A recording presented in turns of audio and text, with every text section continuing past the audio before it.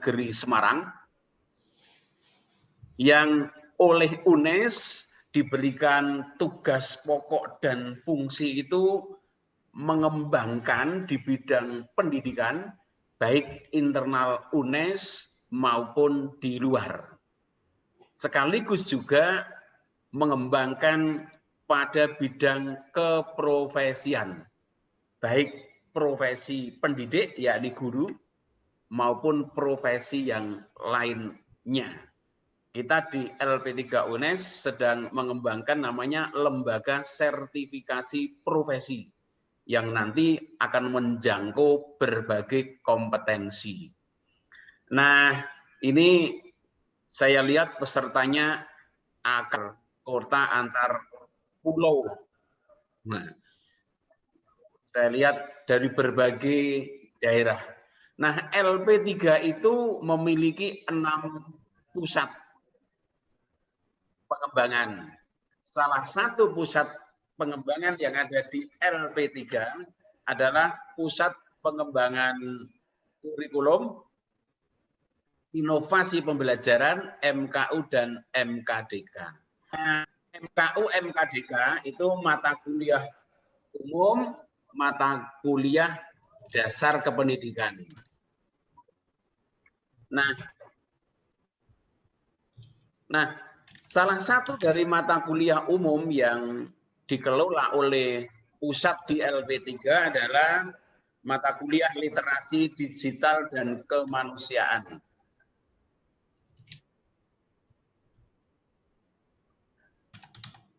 Ini di tempat saya bisa menggema ya, mungkin double-double ya.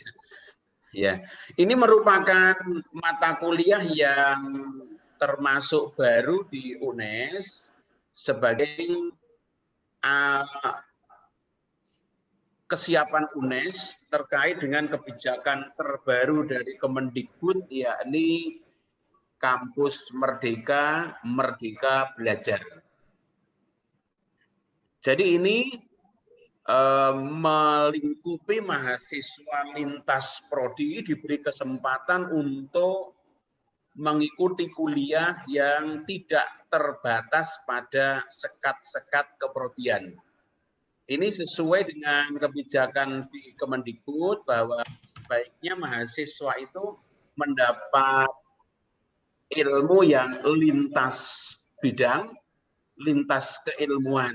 Ini merupakan salah satu dari mata kuliah yang dikelola oleh LP3 UNES. Nah, saya berada di dalam gedung LP3 UNES. Di virtual background saya ini adalah gedung LP3. Ya. Saya menyampaikan terima kasih yang sebesar-besarnya pada pengampu mata kuliah literasi digital dan kemanusiaan, Pak Rifan. Tentu ini satu dari sekian dosen mata kuliah ini yang menginisiasi kegiatan webinar kali ini dan dibuka untuk umum. Jadi sungguh ini suatu kegiatan yang sangat bagus, kita apresiasi dan nanti akan kita publikasikan lewat officialnya Telegram di LP3 UNES ini Pak Rifan. Terima kasih sebesar-besarnya kami sampaikan pada narasumber Gus Yus ya, Ibnu Yasin yang telah menyediakan waktunya untuk berbagi. Sebagai seorang motivator, konsultan, ini sungguh luar biasa kesempatan berbaginya di sini. Pekerjaan atau profesi motor itu begitu mulianya. Bagian di antara kegiatan ini barangkali pesertanya adalah orang-orang yang kependidikan. Seperti saya adalah guru atau dosen. Saya dosen di jurusan matematika. Indah seandainya setiap diri kita adalah motivator. Baik guru, dosen maupun profesi yang lain, kita sebagai motivator yang mengajak kebaikan kepada orang lain.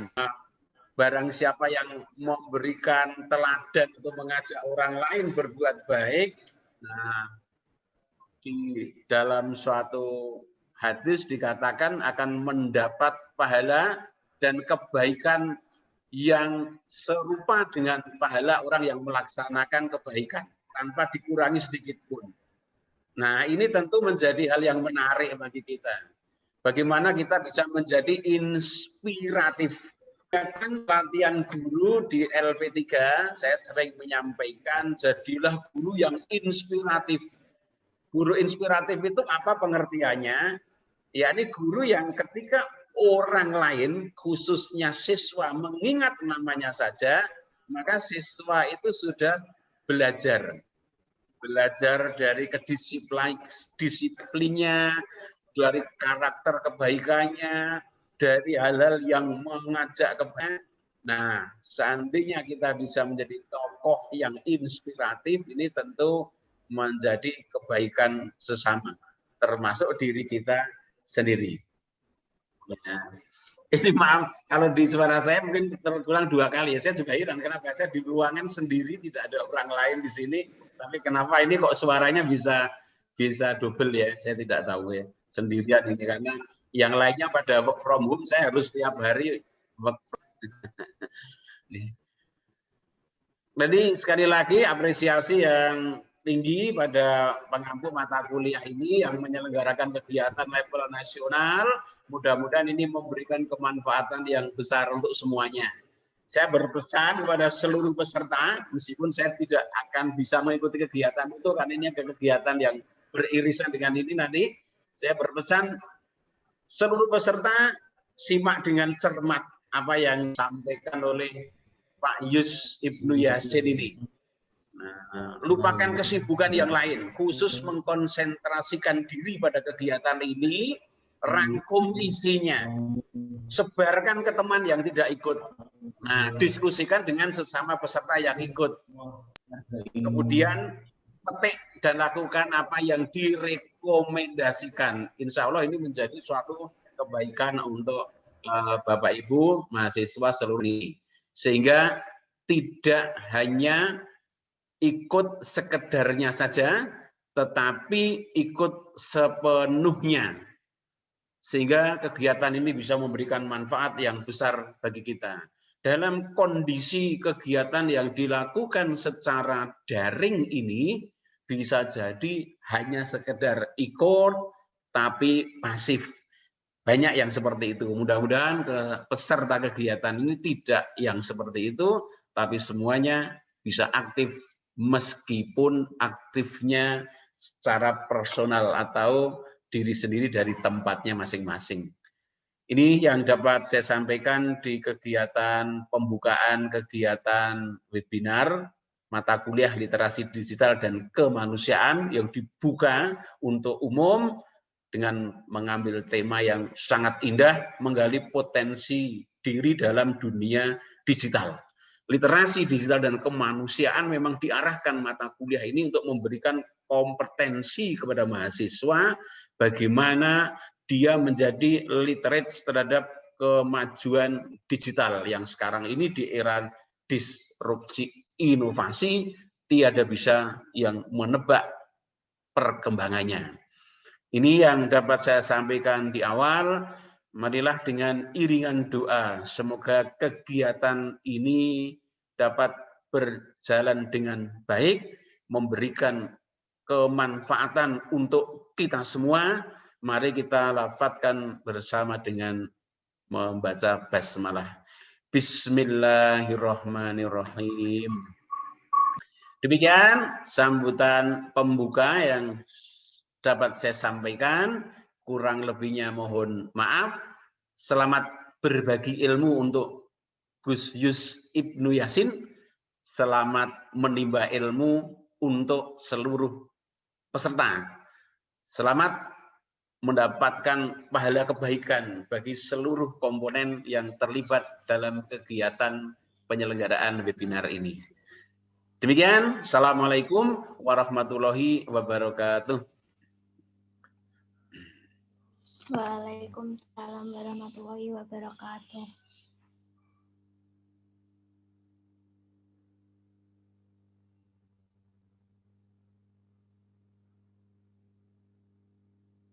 kasih kepada Bapak Dr. Isnarto atas sambutannya. Selanjutnya adalah acara yang kita nanti bersama-sama, yaitu acara inti. Dalam acara inti ini akan dipandu oleh Bapak Rifan sebagai pengampu mata kuliah umum literasi digital dan kemanusiaan. Kepada beliau, saya persilahkan.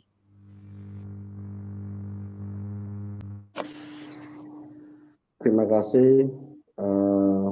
Saya sampaikan kepada Mbak Garisa Ayu selaku pembawa acara. Pertama-tama yang saya hormati Bapak Dr. Isnarto, MSI, selaku Sekretaris LP3 UNES.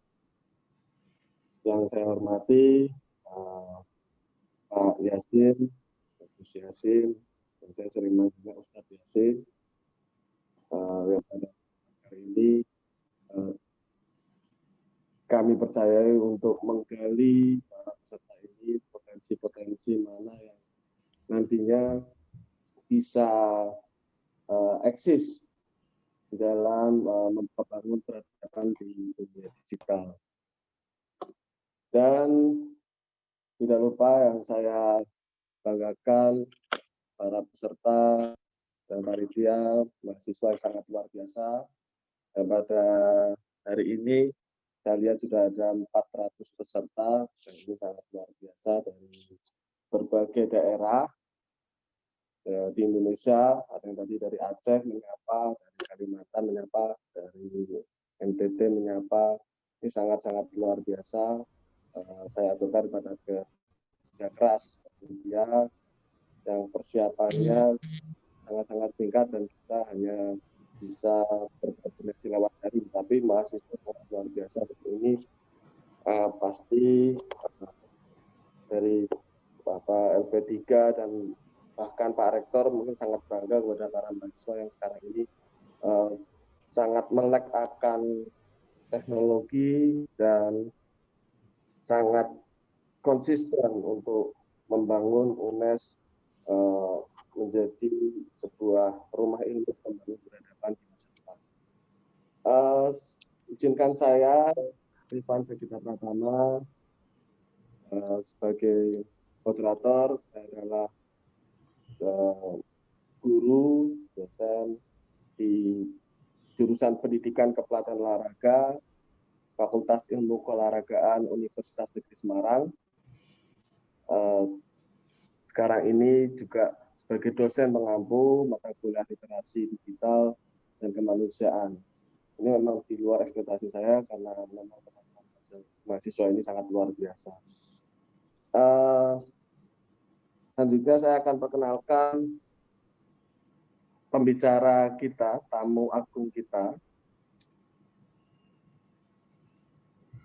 Gus Yus Ibnu Yasin, yang lahir di Semarang 4 Oktober 1981, agama Islam, jenis kelamin laki-laki, alamat di Sari Semarang, dan pendidikan formalnya ini sampai dari SD tahun 1994 sampai dengan kuliah 1 tahun 2004, dan pekerjaan ini saat ini konsultan di berbagai perusahaan. Yang saya lihat di CV-nya ini ada, dan beberapa universitas, ini ada Universitas Diponegoro, Universitas Jakarta, Universitas Islam Indonesia, bahkan sempat di UNES juga, dan beberapa universitas yang lain. Ada juga ini perusahaan-perusahaan besar di sini, dan ada beberapa pemerintah kabupaten, ada pemerintah kota, ada Cilacap, Surakarta, Pati. Ini sangat-sangat luar biasa teman-teman mahasiswa dalam mencari sosok yang mana beliau ini kalau orang bilang tukang gali di sini adalah gali potensi diri. Beliau ini motivator yang sangat ulung, dan saya yakin bisa memberikan kebermanfaatan untuk para peserta semua. Jadi memang latar belakang untuk webinar ini dengan tema multitasking digital, menggali potensi diri dalam dunia digital di era kenormalan baru. Ini memang kemarin kita sempat berdiskusi apa saja yang mau disajikan ini, bahkan sampai dengan pada apakah COVID ini menjadi konspirasi peradaban digital. Jadi menuntut kita untuk melek akan digital. Jika mungkin COVID ini tidak ada, masih banyak juga daerah-daerah yang bisa dikatakan tertinggal daripada dunia internet, dunia teknologi. Tapi dengan adanya COVID ini, sekarang ini yang namanya handphone, yang namanya laptop, yang namanya internet sudah bukan menjadi barang mewah, tapi memang menjadi suatu barang yang kebutuhan bisa dikatakan primer. Tanpa panjang lebar lagi, kepada Gus Ibnu Yasin. Gus.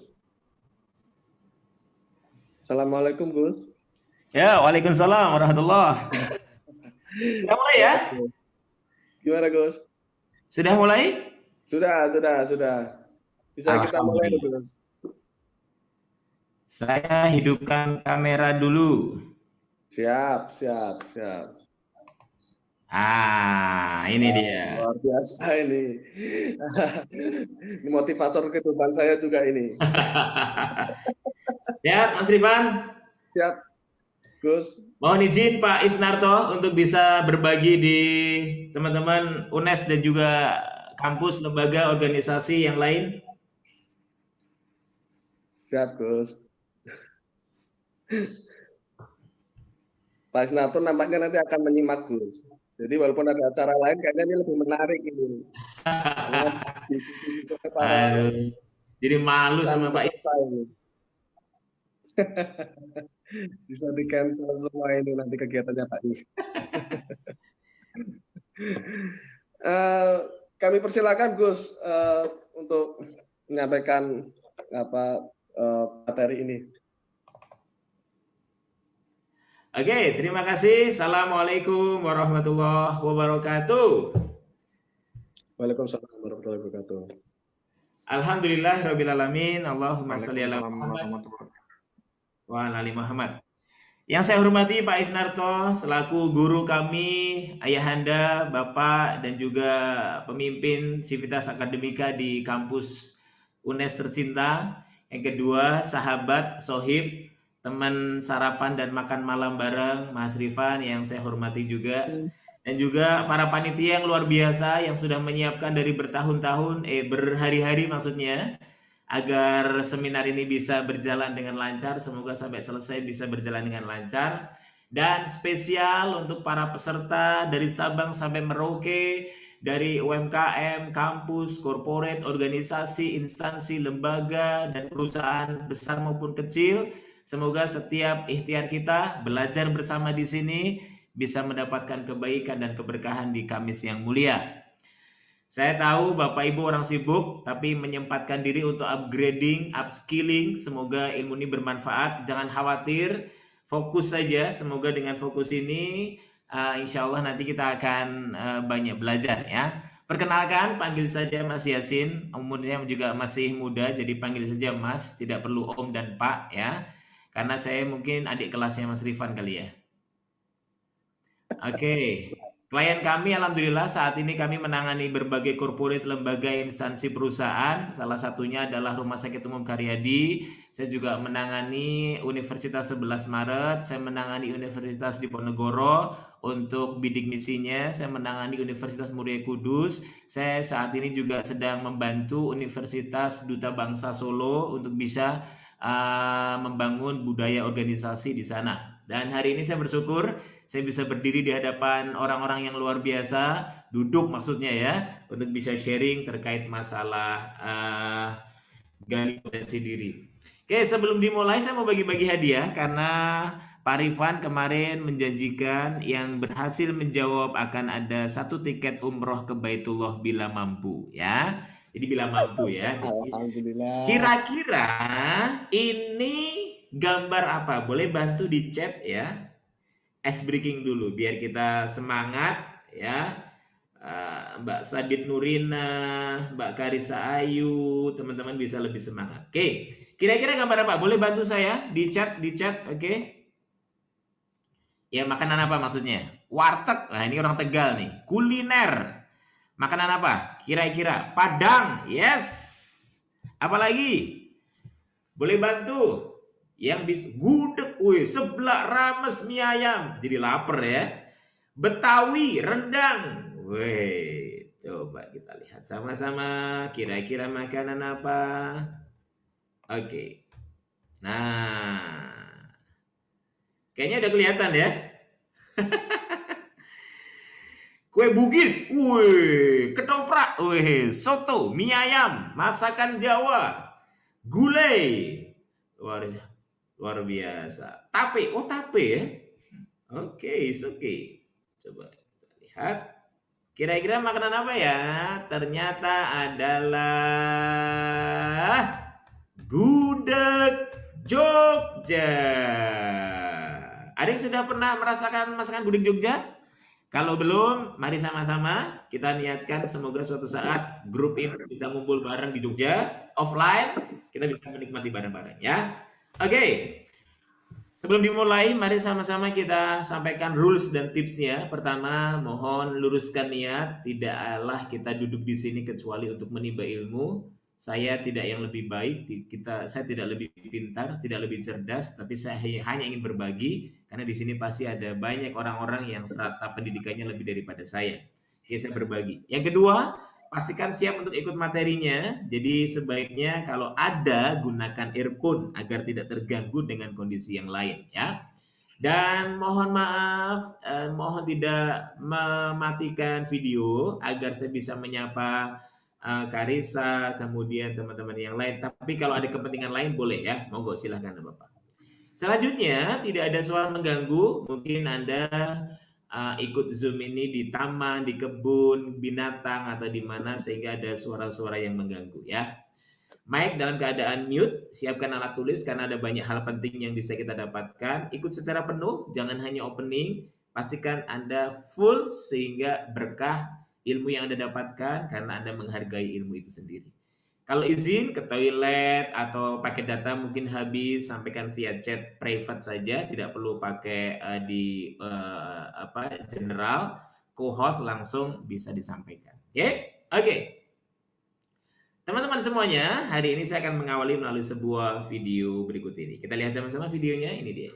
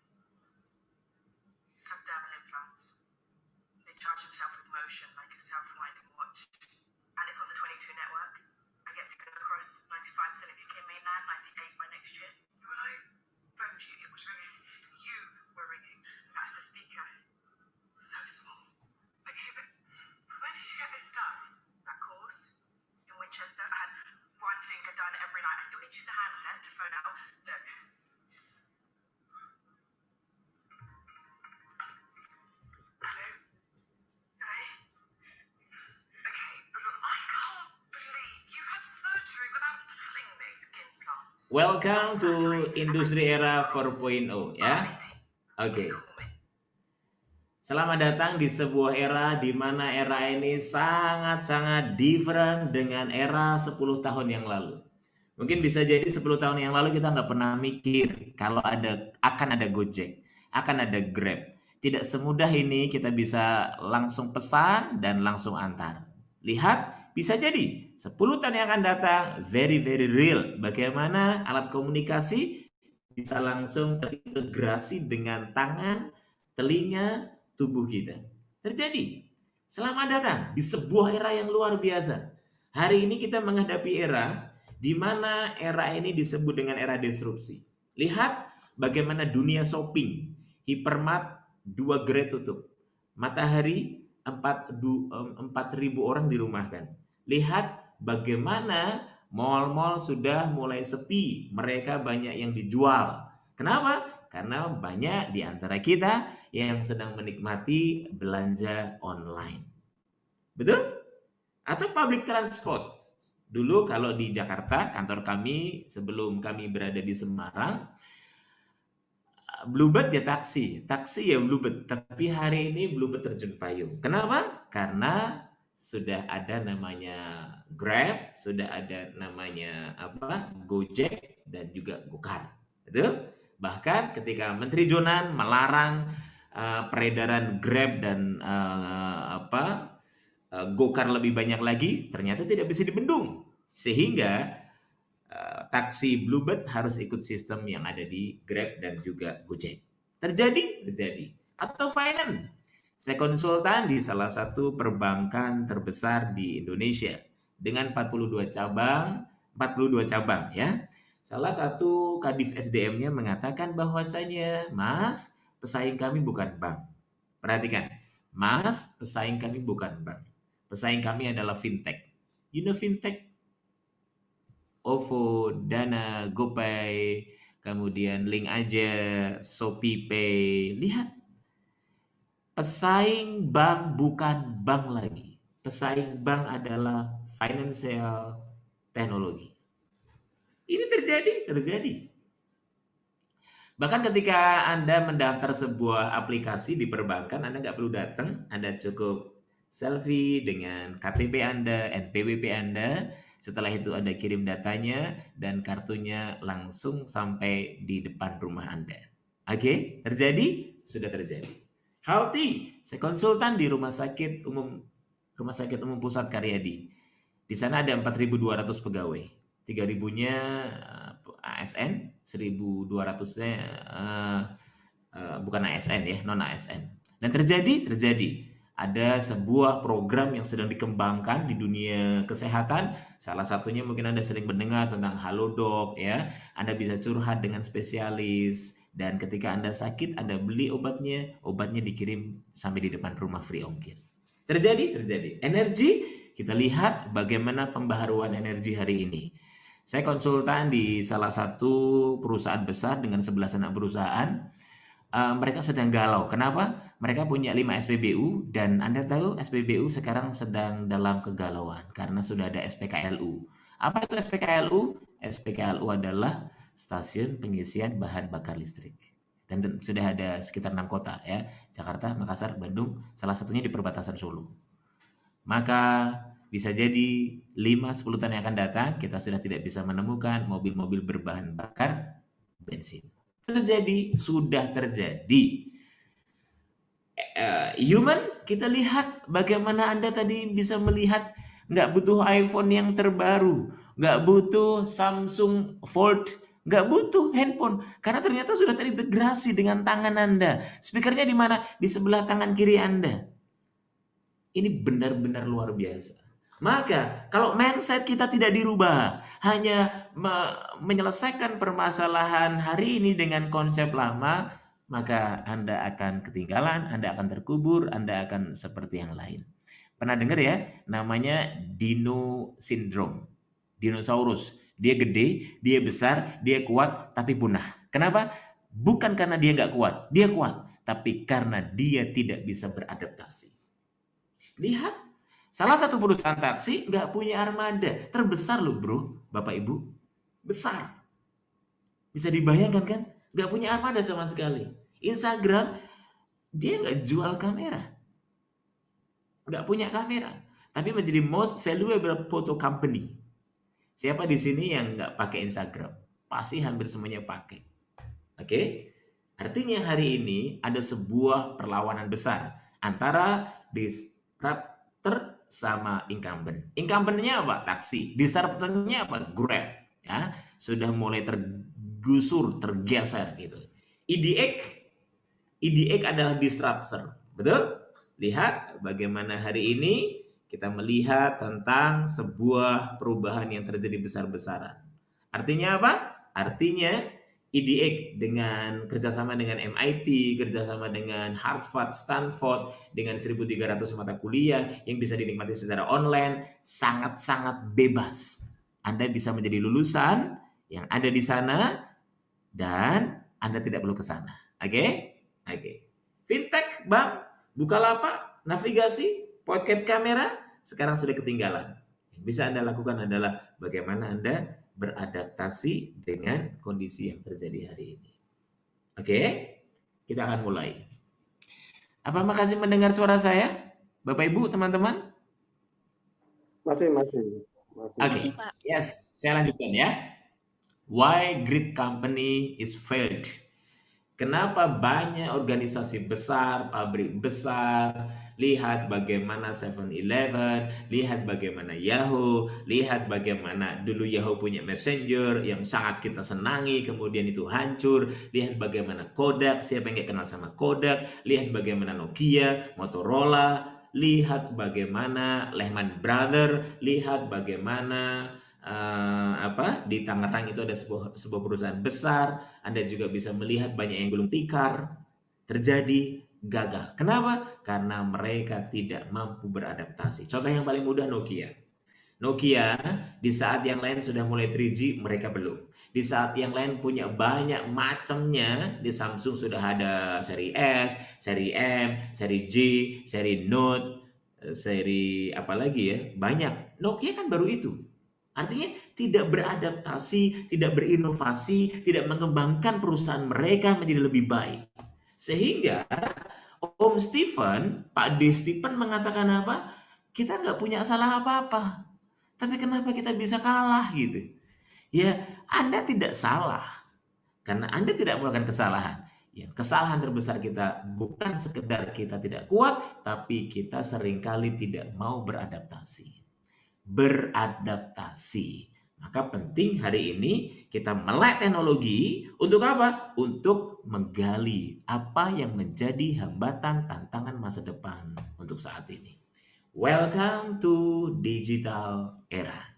Hari ini tadi Pak Isnarto mengatakan bahwasanya kemerdekaan belajar. Anda tidak mungkin hanya mengandalkan kampus tempat Anda belajar. Anda nggak mungkin hanya mengandalkan mata kuliah. Anda nggak mungkin hanya mengandalkan tentang dunia formal. Anda harus merdeka dalam belajar. Anda bisa ketemu banyak orang. Anda bisa buka YouTube. Anda bisa buka channel. Anda bisa lihat podcast. Semua sekarang sudah terbuka lebar. Kalau cara berpikir kita hanya belajar dengan otodidak, bagaimana cara masa lalu kita belajar, maka selesai. Ini penting. Maka welcome to digital era. Itulah kenapa kemarin saya presentasi di hadapan Mas Endi, Wali Kota Semarang, sama. Hari ini menjadi Smart City. Smart City adalah kota yang sangat cerdas.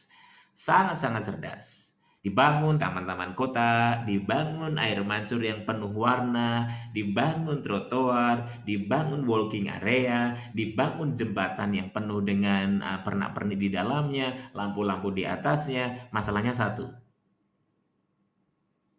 What's the problem? Problemnya satu. Kita siap membangun infrastruktur. Kita siap membangun FASUM, fasilitas umum. Tapi kita juga harus siap membangun SDM-nya. Itulah kenapa taman dibangun siang, malamnya lampunya hilang. Jembatan dibangun pagi.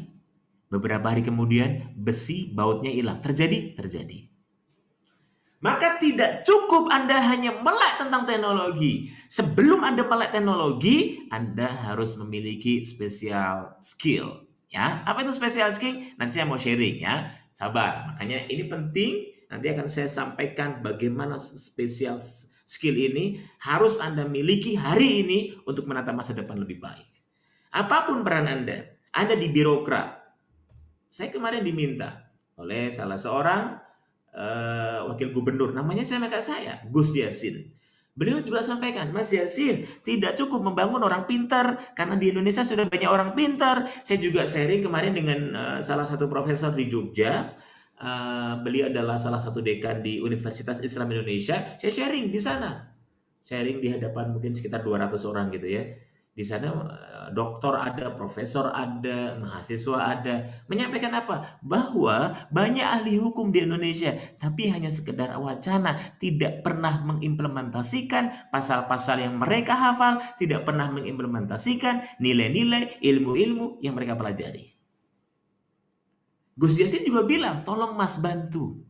Banyak lulusan sekolah-sekolah meluluskan lulusan-lulusan, mohon maaf, yang secara intelektual bagus, tapi secara karakter mereka lemah. Itulah kenapa kemarin waktu saya bicara di hadapan Universitas, mohon maaf, ITS, Institut Teknologi Surabaya, sama Universitas Surabaya UNER. Staf ahlinya mengatakan apa? Mas Yassin, staf ahlinya mengatakan apa? Mas, bahwa ijazah yang mereka dapatkan nanti itu tidak bermanfaat, tidak ada gunanya. Kok bisa Pak? Iya, berguna hanya ketika interview. Oh iya.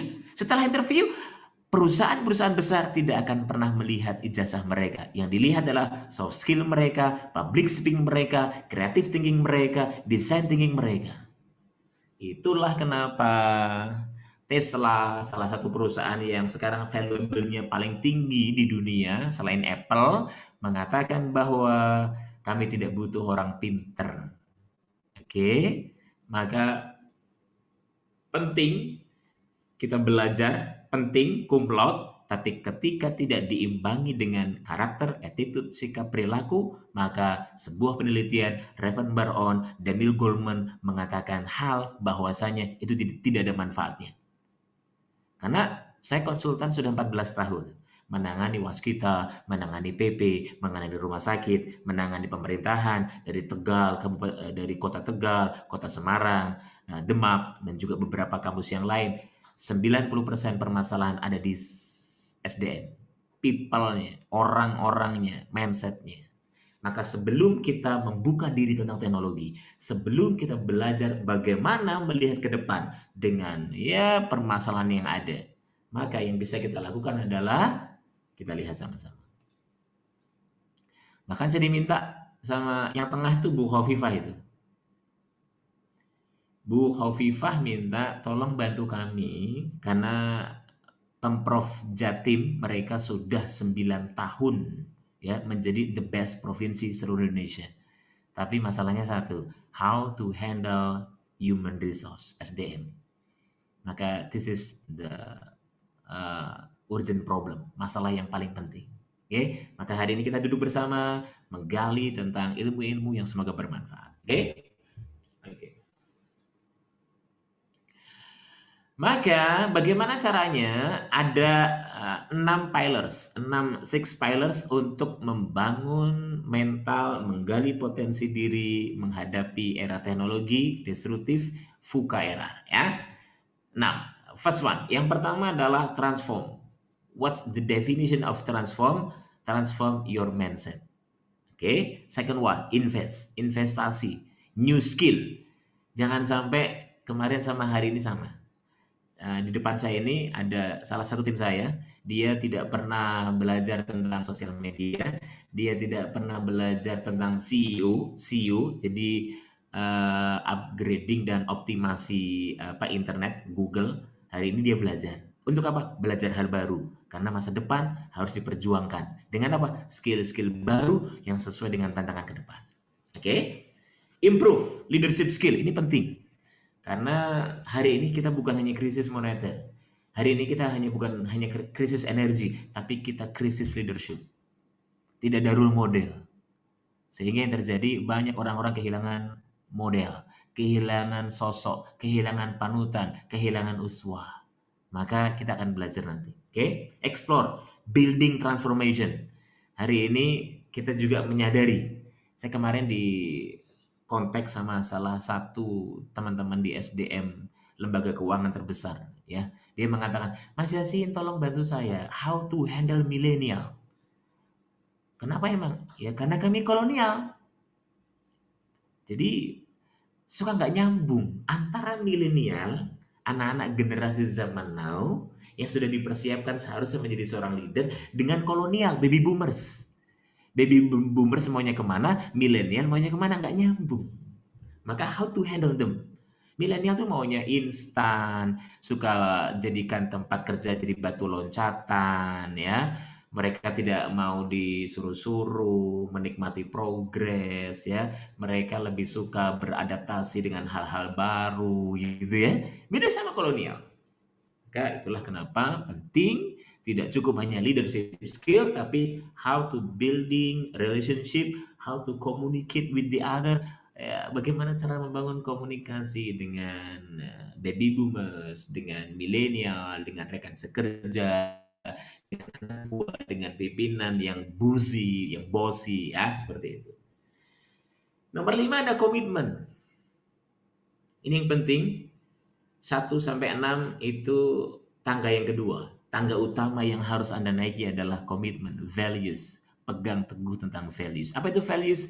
Anda bisa lihat bagaimana krisis bangsa kita adalah krisis values, terutama krisis integritas, krisis kejujuran. Berapa banyak orang kaya merasa miskin sehingga dia harus merampok dana bansos. Berapa banyak orang kaya merasa miskin sehingga dia harus mengambil uang rakyat.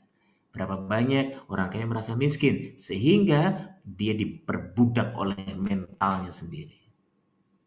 Maka values integritas adalah hal penting.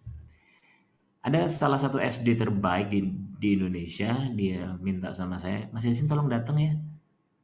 Ini ada salah satu anak kami, dia kedapatan mencuri uang 75.000, besar itu untuk anak SD.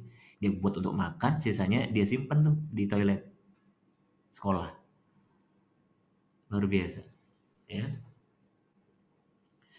Belum lama lagi saya ditelepon juga oleh salah satu sekolah bahwa salah satu bersama dengan 7 siswa lainnya dia melakukan chat shack. Jadi chat tapi gambar-gambar porno begitu. Terjadi. Dan itu terjadi di sekolah Islam. Saya miris juga. Bahkan di kantor saya ini, saya lagi di kantor ini, saya didatangi oleh 2 orang sepasang suami istri gitu. Dia mengeluhkan tentang anaknya. Mas, gimana ya? Anak saya kemarin mau bunuh diri. Sudah mengunci di kamar, sudah bawa 2 cutter pisau. Hari ini kita krisis tentang values, karakter, nilai. Nilai bukan angka. Nilai adalah sesuatu yang ketika Anda keluarkan itu membuat kebaikan, kebermanfaatan untuk orang lain. Anda menolong, Anda disiplin, Anda tanggung jawab, Anda kerjasama, Anda berpikir jauh ke depan untuk masyarakat yang lebih luas. This is values. Aware, kesadaran tentang apa? Tentang kita nggak tahu kita akan mati kapan. Apalagi masa pandemi. Oke? Maka kita harus punya visi jauh ke depan. Visi kita bukan hanya hari tua. Visi kita bukan hanya nanti suatu saat saya punya anak, suami saya ganteng, istri saya cantik, enggak. Visi saya bukan sekedar saya punya cucu, saya bisa gendong cucu, enggak. Visi yang paling tinggi adalah ketika Anda sadar hidup di dunia cuma sebentar. Akan ada sebuah fase selanjutnya setelah Anda di dunia. Dan itu fase di mana Anda harus mempertanggungjawabkan semuanya untuk di masa depan Anda. Oke, maka kita akan share 6 poin ini yang paling penting, ya. Tapi sebelumnya masih mendengar suara saya, teman-teman semuanya? Masih mendengar suara saya? Boleh chat.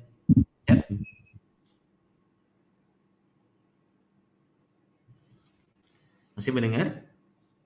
Oke, terima kasih. Saya lanjut ya. Ya, oke. Oke, makasih Mbak Widya, Mas Aldi, Bu Siti, luar biasa. Sudah bergabung ya, luar biasa. Oke. Kita lanjutkan. Mulai dari yang pertama. Ini ada yang coret-coret nih ya. Mungkin si Dedek main kali ya. Nggak apa-apa. Semoga itu menambah jam terbang untuk bisa kreatif. 1. Transform. Transform apa? Mindset. Kenal sama salah seorang menteri BUMN, namanya Pak Tanri Abeng. Beliau pernah mengatakan begini, yang paling sulit untuk mengubah mindset. Yang paling sulit itu mengubah mindset dan culture, budaya. Tolong perhatikan. Dimanapun Anda kerja, dimanapun Anda belajar, dimanapun nanti Anda, posisi Anda, peran Anda, ditempatkan Anda di mana, yang paling susah 2, about mindset and about culture. Anda di perusahaan besar, Anda di dinas, Anda di kampus, maka yang paling susah itu merubah mindset.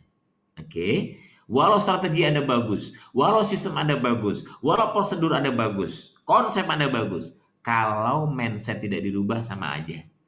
Nah, perubahan seperti ini harus diarahkan oleh para leader, pemimpin, pemegang kebijakan yang bisa memberi pengaruh. Itu wajib, mereka harus hadir. Untuk apa? Untuk merubah itu. Itulah pilar pertama jika organisasi Anda ingin berubah. Itulah pilar pertama jika bisnis Anda ingin bangkit. Itulah pilar pertama ketika perusahaan Anda, sivitas akademika Anda, kampus Anda ingin berubah. Maka yang dilakukan adalah perubahan mindset. Cara berpikir dan budaya yang di sana harus dirubah. Oke? Itu yang disampaikan oleh Pak Tanri Abeng. Jadi dua kepemimpinan ya sebelum Pak Erick Thohir hari ini. Beliau menjadi salah satu pembantu presiden di sana. Dan beliau juga, Pak Tanri Abeng ini salah satu petinggi di Asta Group ya, semoga saya tidak salah. Caranya gimana? Caranya adalah bagaimana merubah mindset dengan cara strong mindset adalah membangun strong why. Oke, strong why apa itu strong why? Strong why adalah sebuah alasan mengapa Anda melakukan itu. Oke, itu strong why.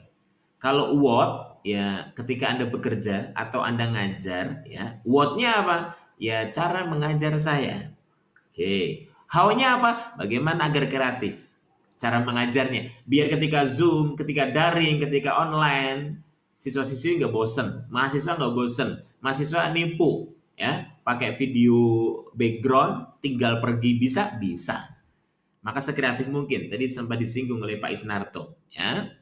Tapi yang terpenting bukan sekedar what, bukan sekedar how, tapi yang terpenting adalah why. Kenapa Anda ngajar? Tolong perhatikan saya.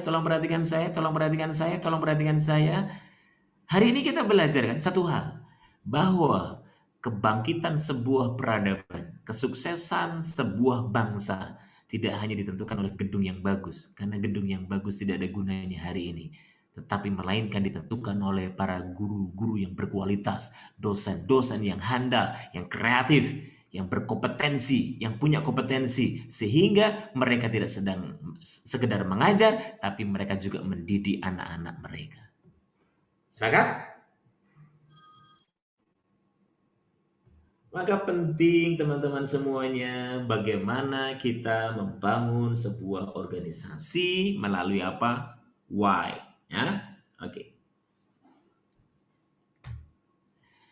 Contoh ketika saya menangani salah satu rumah sakit di Semarang dengan 4.000 lebih pegawai, ada satu perawat yang mengatakan, Pak, ketika saya merawat pasien, saya bayangkan saya sedang merawat seorang ibu yang dulu pernah melahirkan saya.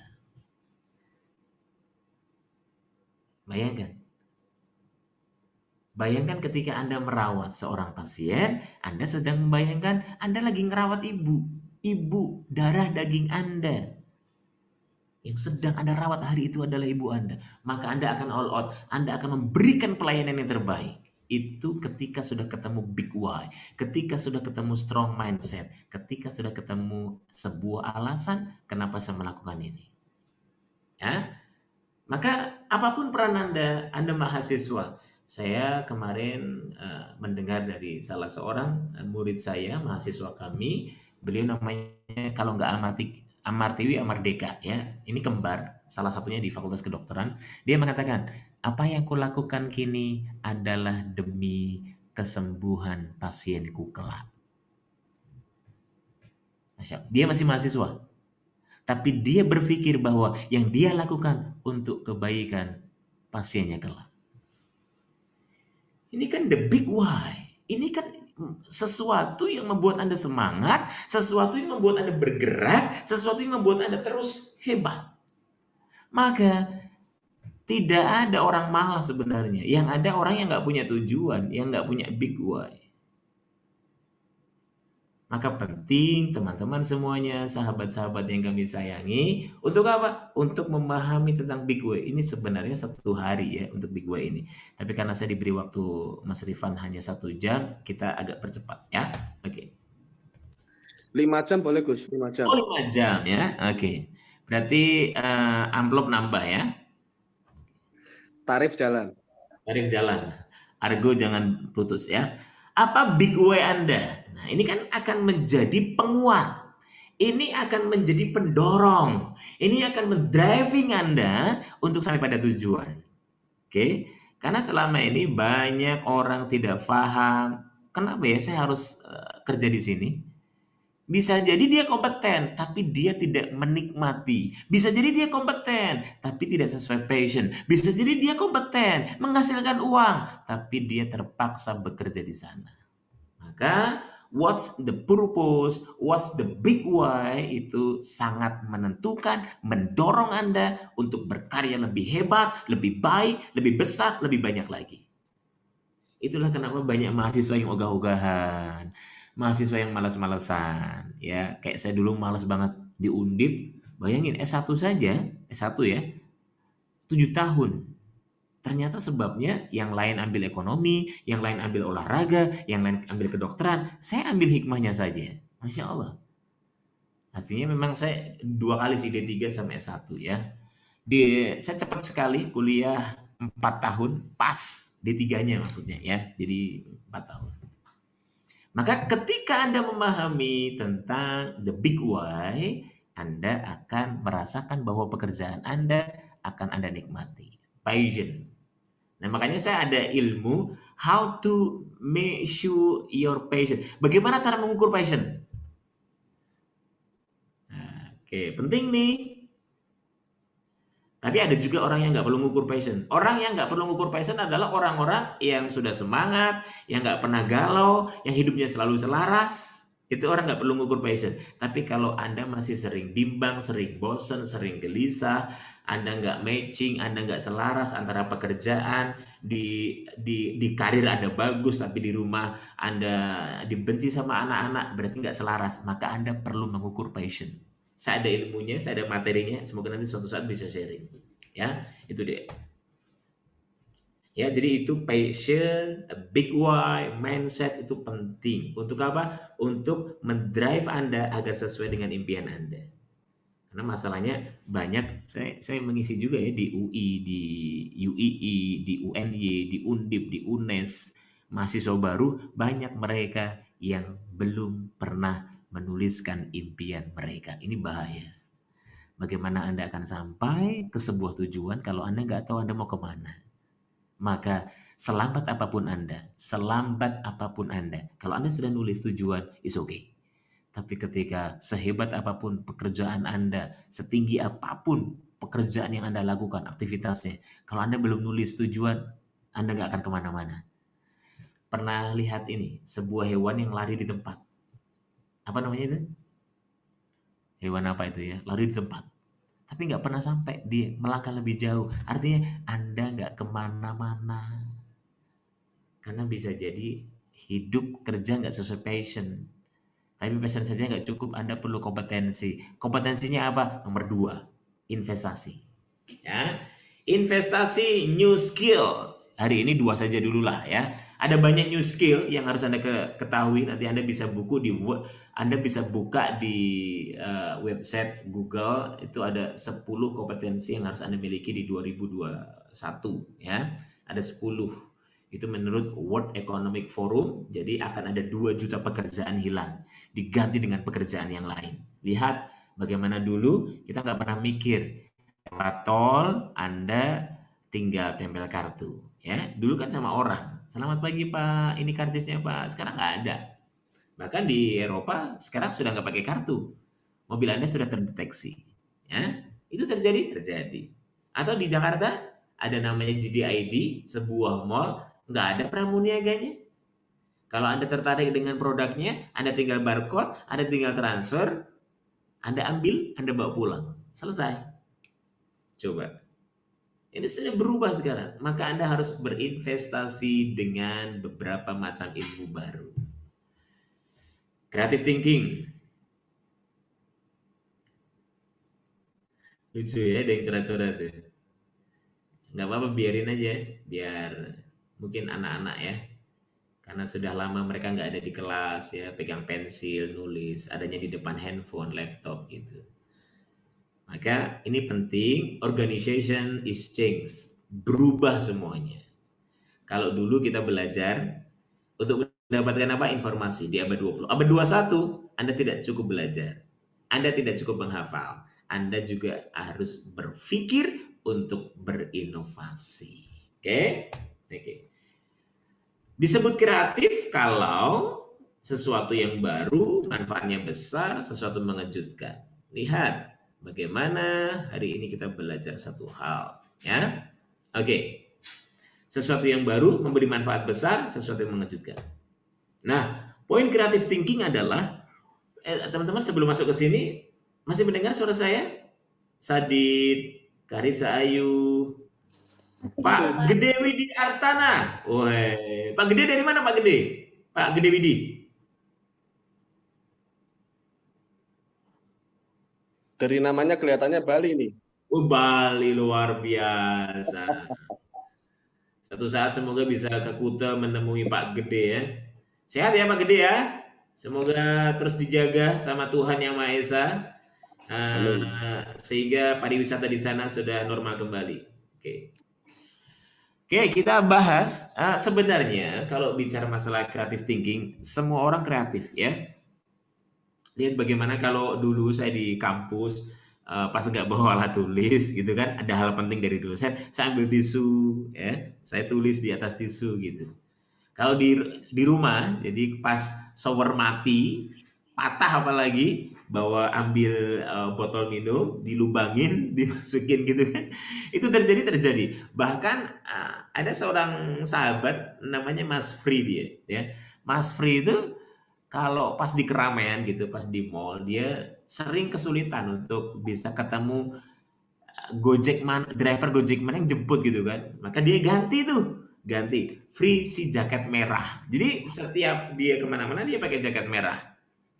Sehingga drivernya tahu Free si jaket merah. Oh itu dia, gampang. Ini salah satu kreativitas yang bisa kita lakukan. Jadi sebenarnya orang itu, semua orang bahkan di dalam otaknya itu sudah ada, ini penelitian mengatakan sudah ada fungsi otak yang membuat kita terus berpikir dan berpikir. Ya, maka creative thinking itu dengan cara radiant thinking. Radiant thinking itu bukan linear, lurus. Ya, berangkat jam 7.30, selesai jam 4. ASN, pemerintahan. Ini bahaya. Kalau ASN tidak mengembangkan diri di merdeka belajar, merdeka bermain, merdeka bersahabat, merdeka bersosialisasi, bahaya. Ya, radiant thinking itu menyebar. Maka ASN terutama jangan sampai terpaku pada rutinitas. Anda harus ketemu orang baru setiap minimal 2 hari sekali. Untuk apa? Untuk belajar hal baru. Itu radiant thinking. Jangan sampai Mas Rifan lagi, Sadid lagi, Yasin lagi. Maka harus ketemu orang-orang baru agar Anda mendapatkan mindset baru. Contoh, ketika Anda buka Google Map, Ya, Anda sudah mentok tuh, kayaknya nggak bisa ke sana lagi deh. Anda harus bikin rute baru. Bagaimana cara mendapatkan rute baru? Anda harus ketemu orang baru. Harus. Agar Anda tahu what you don't know, apa yang Anda nggak tahu. Sehingga Anda bisa berpikir melingkar, Anda bisa berpikir radian, Anda berpikir cara pandang orang lain, Anda bisa melihat perbedaan sudut pandang yang lain. Itu. Ya, setiap kita adalah kreatif. Kreativitas bisa dikembangkan. Otak manusia punya kemampuan itu untuk membangkitkan konsep baru. Ini penting. Jadi setiap kita sebenarnya kreatif. Konsepnya 1/1000. Jadi tapi memang itu harus dilatih. Jadi nggak bisa Anda mikir terus dapat satu konsep baru, nggak. 1000. Makanya kalau ada komunitas, Anda ketemu sama komunitas. Masing-masing kok. Kalau di komunitas ada 100, maka masing-masing orang 10 ide-ide baru yang bisa dikembangkan di komunitas itu. 10 dari 10, 100 orang kan jadi 1000. Nah, dikerucutkan, mana yang bisa di-follow up, mana yang bisa dikembangkan, mana yang bisa dilakukan. Itu penting. Maka tanpa dengan konsep 1/1000, ya Anda tidak akan bisa berkembang. Itulah kenapa teman-teman semuanya, creative thinking adalah hal yang harus Anda miliki untuk menghadapi abad 21. Oke? Setelah creative thinking apa? Critical thinking. Critical thinking adalah sebuah cara, bahasanya gini, gampangnya begini, critical thinking. Anda berpikir lebih dalam. Kalau saya menganalogikan, pernah punya kamera nggak? Kamera itu ada yang otomatis, ada yang manual, betul ya? Kalau otomatis gampang Anda tinggal klik, hasilnya dapat. Oke. Tapi kalau kamera manual, Anda harus setting, pencerahannya gimana, ketajamannya gimana. Walaupun mungkin itu lebih lama, tapi hasilnya lebih baik. Maka penting berpikir kritis. Tujuannya untuk apa? Ya menjadi perisai saja. Agar apa? Pintunya ditutup. Agar apa? Pintu sebelah sana. Agar apa? Agar Anda tidak termakan hoax. Contoh, nih ibu-ibu nih, Karissa, Sadit, dan juga yang lain ya. Diskon 70%. Wah, diskon. Langsung borong. Beli, masukkan keranjang. Beli. Kita nggak cek dulu di Google itu harganya berapa. Bisa jadi itu hanya ya namanya marketing inilah, tipu-tipu lah. Maka hati-hati. Woi, dapat SMS, WA, program diet 10 hari, turun 10 kilo. Woi, masa sih langsung transfer. Ya kan? Itu ya mohon maaf ya, itu bisa jadi hoax. Itu dia. Oke, dengan bertanya Anda akan menerima penjelasan, dan dengan penjelasan Anda akan berpikir lebih dalam mengambil sebuah keputusan. Contoh, ketika ada informasi ternyata untuk anak-anak makan permen karet itu bisa mengikat usus. Bahaya banget. Itu hoax atau fakta? Harus cari tahu, bertanya, konfirmasi. Benarkah itu? Ternyata penelitian mengatakan permen karet itu bergabung dengan feses. Lalu keluar jadi kotoran. Jadi nggak masalah. Tapi berapa sering kita ketakutan berlebihan. Sehingga kita pakai sistem 1 tadi. Sistem 1 berpikir cepat. Sistem 2 berpikir lambat. Sistem berpikir cepat apa tadi? Ya, Anda langsung memutuskan tanpa harus bertanya, tanpa harus konfirmasi. Ya, itu penting. Oke? Yang pertama tadi apa? Yang pertama adalah rubah mindset bahwa tantangan ke depan akan sangat sulit. Kedua adalah new skill, creative thinking dan digital thinking dan design thinking dan critical thinking. Yang ketiga adalah leadership skill. What is leadership? Menurut John C. Maxwell, leadership is influence, mempengaruhi. Maka ketika Anda punya kemampuan mempengaruhi segini, berarti leadership skill Anda segini. Kalau Anda punya kemampuan mempengaruhi segini, leadership skill Anda segini. Kalau Anda kemampuan mempengaruhi hanya segini, maka leadership Anda cuma segini. Itulah kenapa, tapi bahaya ya, hati-hati, apalagi bagi laki-laki, jangan sampai pengaruh ini diarahkan ke negatif, mempengaruhi banyak wanita ya, sehingga wanita banyak kelepek-kelepek ya, sehingga dijadikan simpanan ya, sehingga banyak komunikasi ya, sehingga lebih mesra dengan istri orang daripada istri sendiri ya, sehingga lebih mudah senyum sama istri orang daripada istri sendiri ya. Yang senyum-senyum ya istighfar saja yang banyak ya, gitu. Ya, maka penting ilmu leadership ini, John C. Maxwell. Kelihatan ya? Saya hanya bisa lihat Pak Gede dan Mbak Ayu, Mbak Sadit ya. Yang lain nggak bisa saya lihat ya. Saya Sudah. bisa, Ustaz. Oke.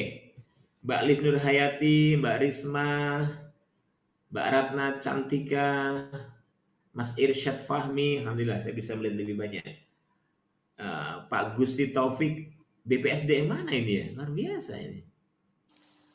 Kita masih bertahan di 425 partisipan, Ustaz. Luar biasa ya. Bertahan sebentar, waktunya terbatas. Ini luar biasa nih. Bisa mendatangkan banyak. Semoga jadi aman jariah untuk Universitas Negeri Semarang. Amin. Yang pertama, to be a leader. Ini penting. Tolong perhatikan, ini penting. Apalagi yang bekerja di instansi, lembaga, perusahaan, corporate. Penting, tolong ini perhatikan. Kalau perlu ditulis, dicatat. Menurut John C. Maxwell, bahwa pilar pertama untuk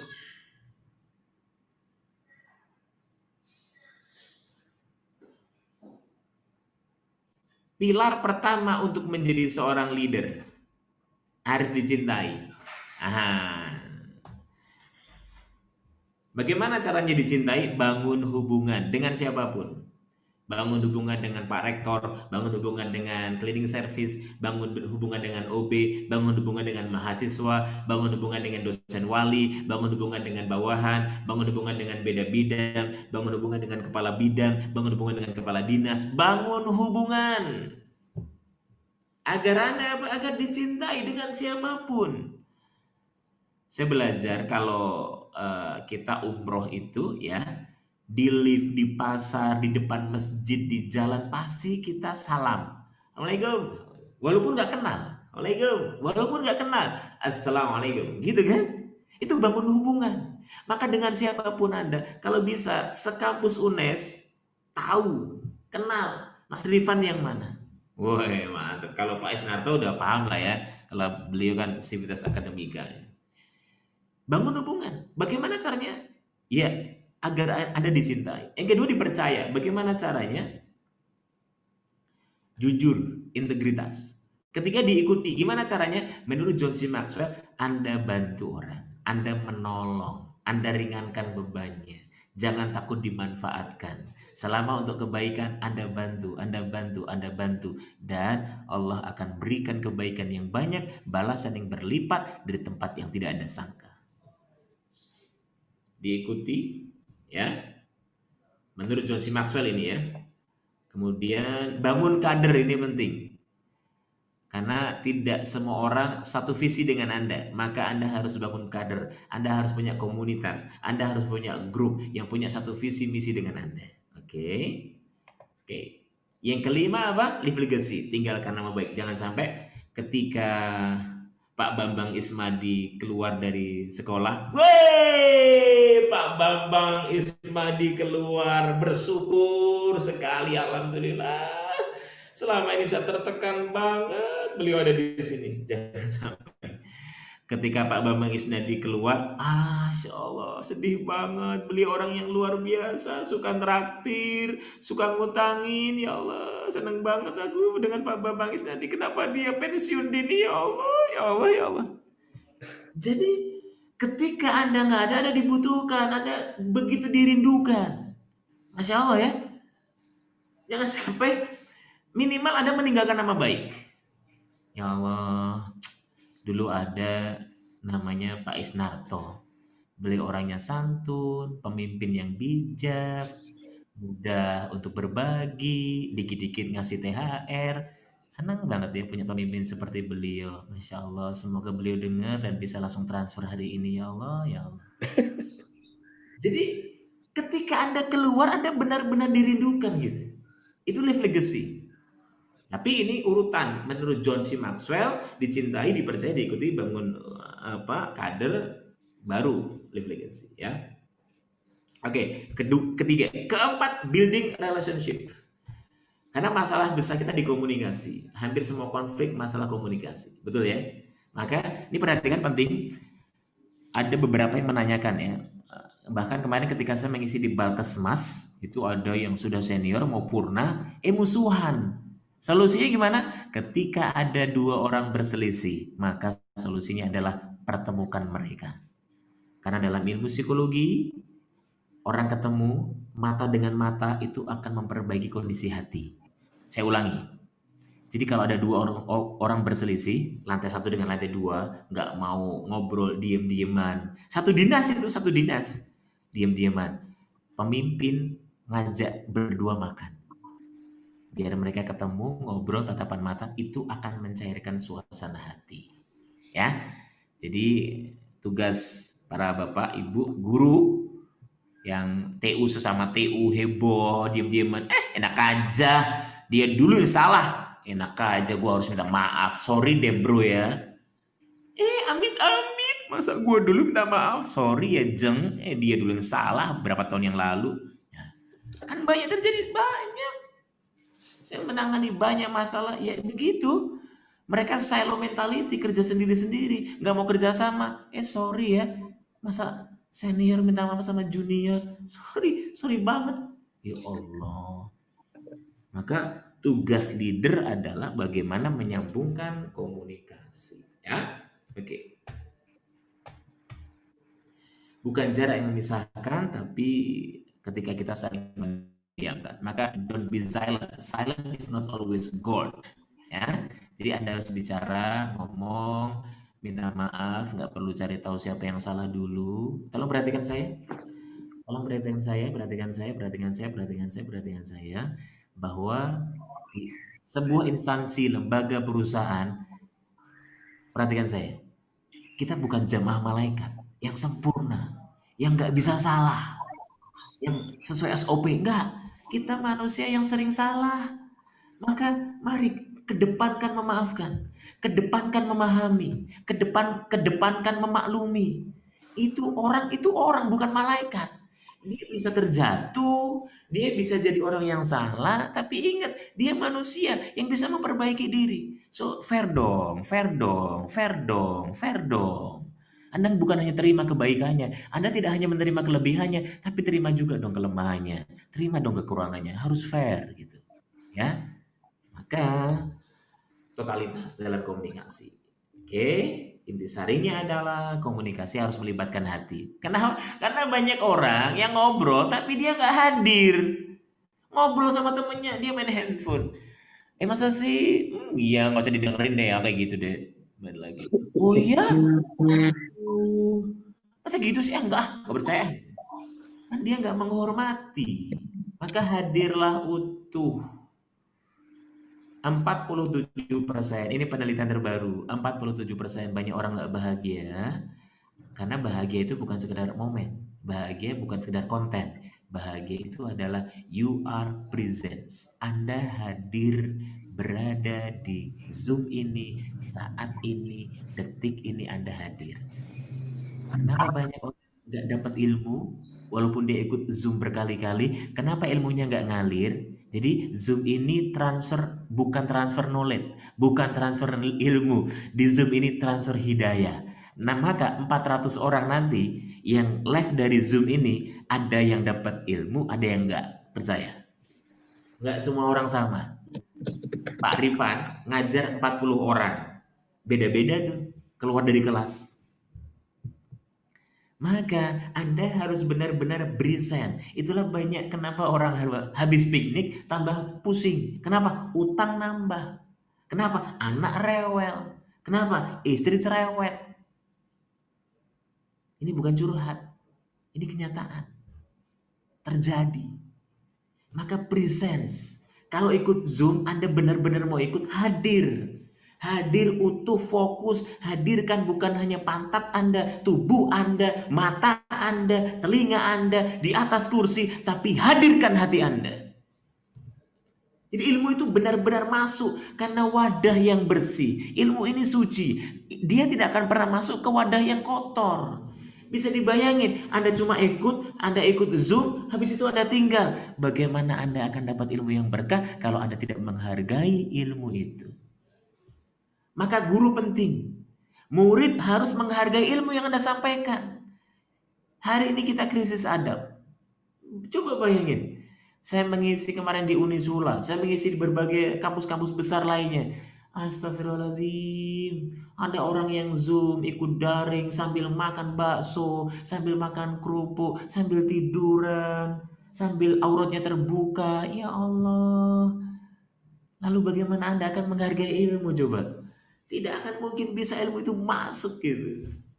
Ya.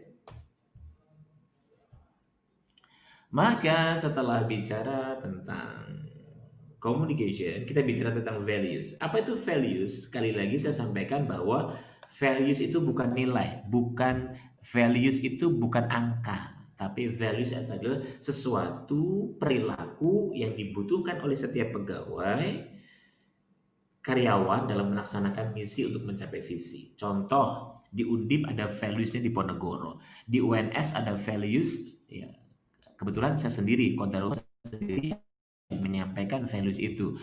Aktif, achievement orientation, kolaboratif, integrity, values. Di Universitas Duta Bangsa Solo itu alhamdulillah rektornya Pak Singgi mengamanahkan kepada saya untuk bikin values. Values mereka adalah moving, mandiri, profesional, visioner, integritas, dan iman. Moving, ya. Ini dia. Nah, pertanyaannya adalah, teman-teman semuanya, apa pentingnya values bagi individu? Ya, Bu Sidarida, Bu Sidaria, apa kabar dari sekolah mana, Bu Sida? Oh, tidak mendengar suara saya. Semoga Ibu tetap fokus, ya, alhamdulillah. Apa pentingnya values? Salah satunya kita bahas integrity.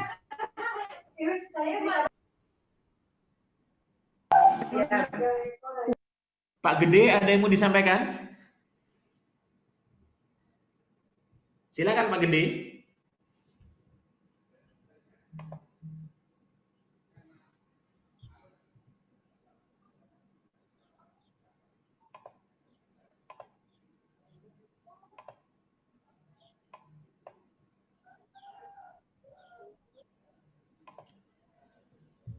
Saya minta waktu 5 menit ya. Setelah itu kita tanya jawab. Boleh begitu ya? Oke.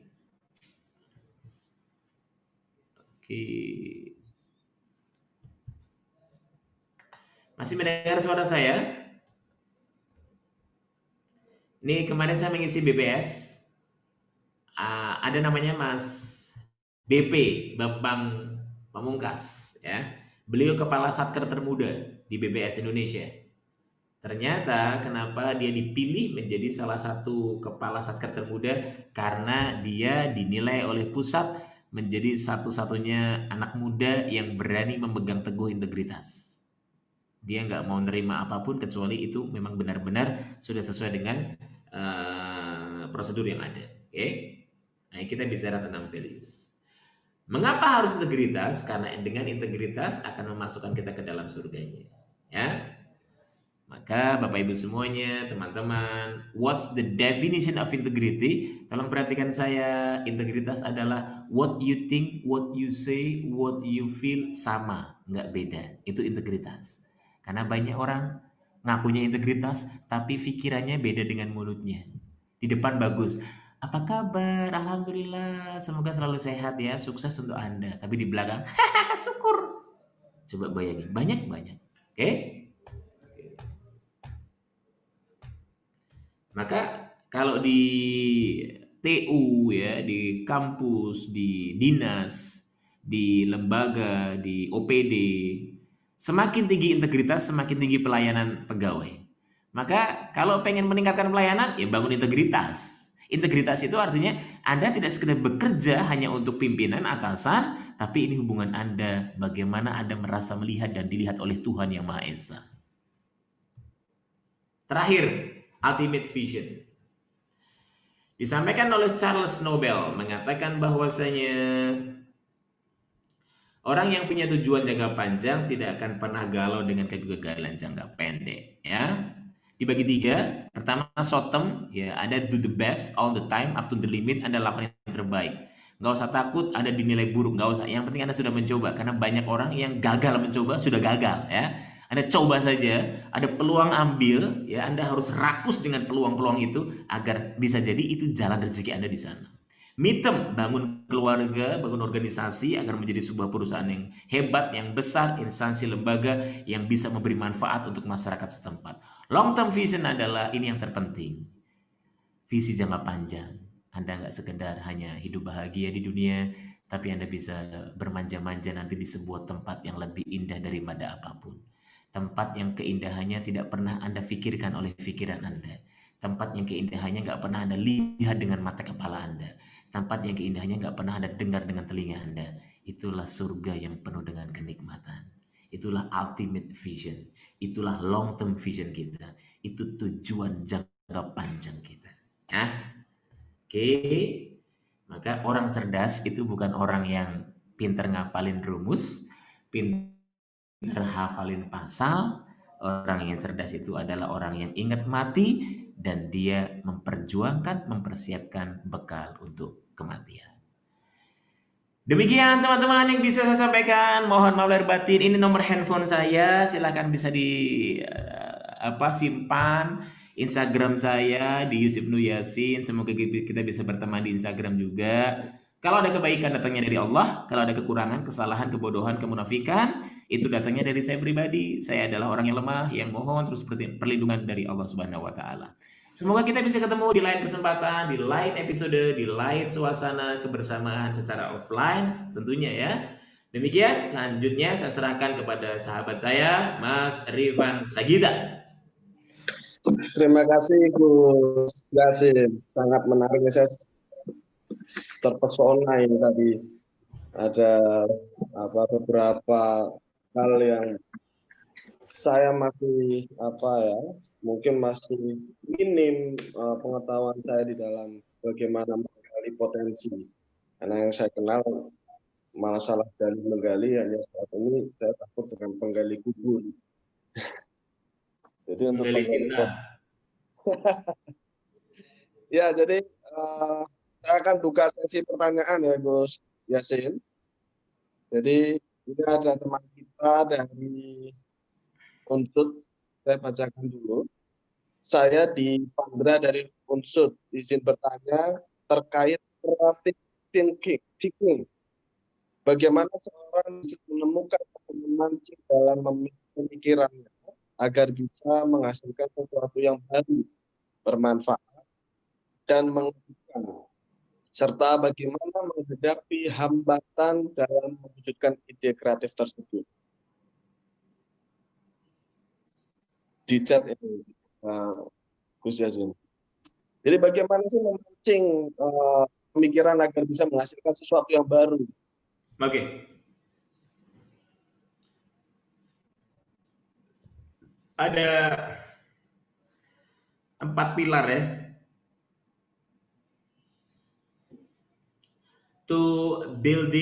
Untuk mengasah kreativitas. 1, menggabung. 2, membalik. 3, menghapus. 4, menukar. 5, memutar. 6, mengurai. 6 pillars to grow your creative thinking. 1, menggabung. Anda gabungkan. Jadi pernah ya dengar namanya ATM ya, amati, tiru, modifikasi. Anda bisa gabungkan ya. Contoh ketika ada terkait masalah alat-alat elektronik yang bisa Anda lakukan. Ini gampang. Ini saya di sini ada stick untuk mic ya, stick untuk mic. Ini saya gabungkan dengan lampu yang ada di depan laptop saya ini. Jadi sebenarnya ini untuk mic, tapi saya gabungkan untuk pencahayaan di dalam ruangan ini sehingga bisa lebih maksimal ketika saya menyampaikan di ruang Zoom gitu. Itu salah satunya, contoh begitu ya. Atau membalik, atau menghapus. Anda hapus, kemudian Anda tuker sama yang lain, Anda tambahkan substitusi, kemudian Anda bisa urai juga. Nah, ini hal yang harus selalu Anda asah. Bagaimana caranya? Anda nggak bisa sendirian, diem nggak bisa. Yang harus Anda lakukan adalah Anda harus do something. Ya tadi, Anda dengerin podcast, Anda ketemu orang baru, Anda baca buku. Saya ada ribuan buku di belakang laptop saya ini, ada ribuan buku. Maka baca. Oke, bahkan saya kemarin dapat buku langsung dari Rektor UNES. Kepemimpinan bertumbuh. Ah, ini dia ya. Luar Ini biasa. yang karang beliau, Prof. Fatur Rahman. Kepemimpinan Bertumbuh. Ini saya sangat suka bukunya. Saya sudah khatam ya. Khatam daftar isi ya. Saya pahami dulu biar masuk. Ya, luar biasa nih bukunya. Saya jabarkan, saya jadikan bahan untuk podcast tapi belum ada undangan dari beliau ya, nggak apa-apa. Oke. Itu yang bisa dilakukan Mas dari unsur tadi ya? Dari unsur. Ya, dari unsur. Ya. Jadi gabung, balik, putar, tukar, putar dan urai. Itu bisa dikelola atau nanti kalau mau masih bingung terkait creative thinking, Anda nanti saya kirim email ada beberapa hal yang harus dilakukan ya, bagaimana cara menumbuhkannya. Yang paling penting pilarnya adalah Anda harus banyak nanya agar muncul creative thinking. Oke. Satu lagi boleh? Ini sebenarnya Karena di sini Ustaz. Ini ada dari Pak Gede nih, kayaknya tadi angkat tangan terus nih, sampai HP-nya diangkat-angkat. Saya ask to unmute dulu. Pak Gede, suaranya kurang jelas ya? Kurang jelas suara saya, Ustaz. Iya. Di chat ada, di chat. Pak Gede bisa di-unmute, Pak Gede? Nah itu 2/3 dari 40. Ya, ya. Pak Gede. Ya, assalamualaikum. Mantap. Belum Pak Gede. Satu itu Nah, saya bukan nanya. itu dibahas di slide berikutnya ya. Halo, Ya, Ya. Pak Gede, silakan. saya udah jelas dan mengerti materi yang disampaikan Ibnu Yasin itu loh, dan mudah dimengerti dan itu aja dari saya. Yes, sudah paham ternyata Ustaz. Sudah, sekian dari saya. Terima kasih. Dari Bali ya Pak Gede ya? Ya, benar dari Bali, Pasar Bali. Nah, Kapan kita diundang ke Bali, Pak? ada sama Bung Rifan. siap. Terima kasih ya Untuk keluarga Pak Gede ini. yang disampaikan. Ya, terima kasih Pak Gede. Yuk. Saya lari ke ini Ustaz, bentar. Ini saya ganggu di waktunya Gus Yasin yang padat.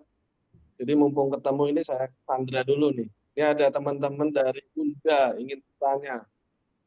Bagaimana kita bisa mengetahui saat mindset yang kita punya sudah benar atau salah?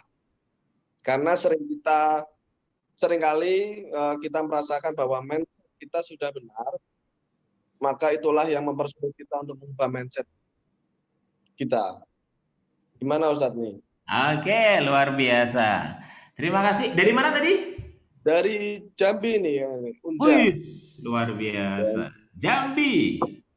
Oke, how to know about your mindset is right? Bagaimana cara mengetahui bila mindset kita benar? Ada beberapa hal. Satu, mindset benar ketika dengan selaras dengan kondisi perasaan dan hati kita.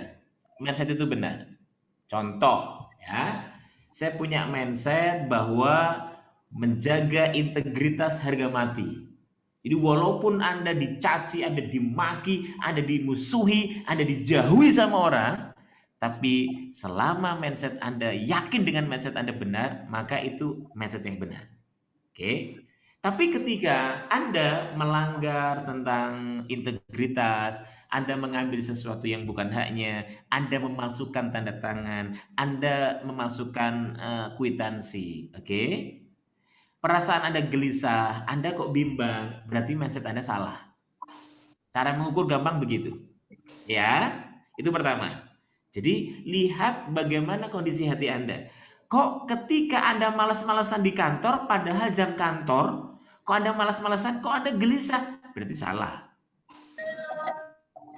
Tapi ketika Anda semangat dengan PR dari atasan yang bejibun, tapi Anda semangat karena Anda jadikan itu sebagai tanggung jawab Anda sebagai seorang ASN, Anda semangat, hati Anda lapang setelah Anda menyelesaikannya, maka on the right track.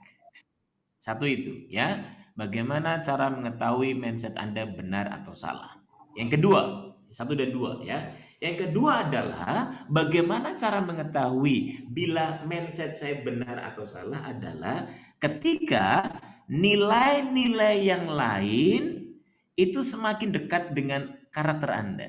Contoh, ketika Anda berbuat baik, Anda menjaga integritas, maka nilai disiplin, tanggung jawab, peduli, visioner itu juga ikut hadir. Maka selaras. Berbeda dengan mindset yang salah. Ketika Anda pura-pura jujur, Anda tidak melakukan kedisiplinan, tanggung jawab, kepedulian kepada orang lain, itu bullshit, mohon maaf. Oke, jadi cara membedakannya adalah menenteramkan, menenangkan, mendamaikan hati apa enggak? Kalau menenangkan, mendamaikan hati, walaupun itu berat, lakukan. Itulah kenapa ketika kita galau terhadap 2 hal yang meragukan kita, maka tanya ke dalam hatimu. Ini menenangkan atau menggelisahkan? Ya, bukan berat dan ringan ya, tapi menenangkan atau menggelisahkan. Kalau Anda izin sakit, walaupun Anda nggak sakit, Anda bebas di rumah, tapi Anda gelisah, berarti itu mindset yang salah. Oke, jadi mungkin itu yang bisa kita lakukan ya.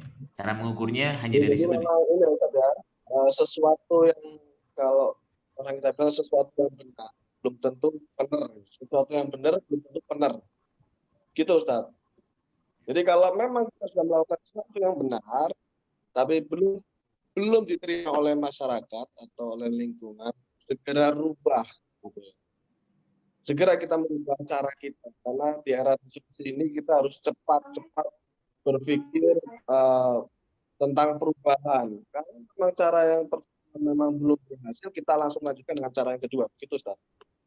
Ya, betul. Artinya, apa yang benar menurut saya belum tentu benar menurut dia. Ya.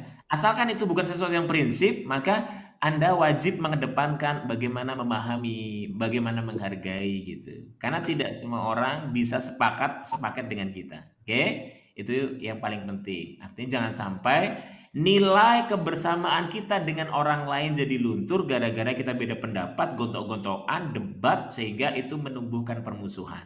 Oke? Karena asalkan tidak prinsip, oke, sekali lagi, ketika ada perbedaan, it's okay, no problem. Beda itu wajar.